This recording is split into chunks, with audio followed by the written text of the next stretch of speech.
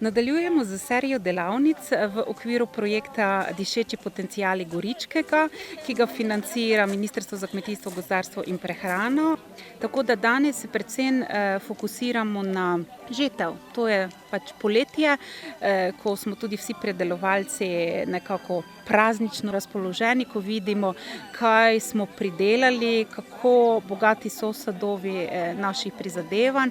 In prav lepo je videti ta cvetoči vrt danes z vso to pozitivno energijo, ko žanjemo različna zelišča, tako od mete, ameriškega slamnika, šentjanževke in zlate melise. Nekatere bodo šle v sušilnico, nekatere bodo šle v maceriranje in iz tega bomo poskušali pripraviti različne izdelke.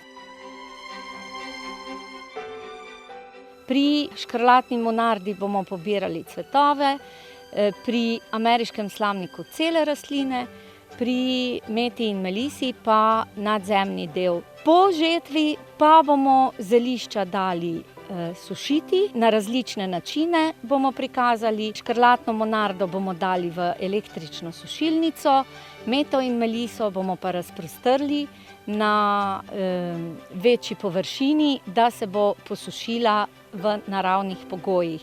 Del mete in melise, del jo bomo pa nesli v destilarno, kjer bomo destilirali eterično olje in pa hidrolat.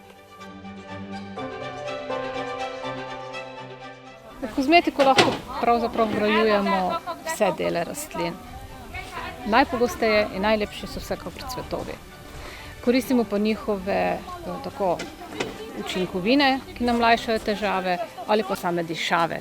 Ker je zdaj poletni čas, pripravljamo izdelke, ki nas varujejo pred piki žuželk. Pripravljamo šampone, mazila, kreme, raztopine, pripravljamo pršila. Če se želimo obrniti na trg in izdelke ponuditi širšemu krogu ljudi, jih je pa potrebno registrirati.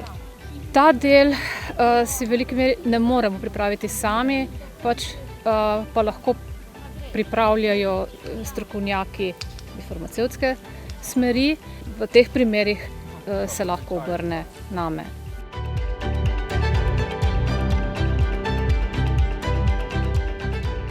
Mi na Kmetijsko-gozdarskem zavodu lahko podamo tu določene smernice, določene nasvete, ki jih morajo ljudje upoštevati ob začetku ukvarjanja z dopolnilnimi dejavnostmi, kam se obrniti, kako sploh začeti, in vse te neke smernice dobijo pri nas.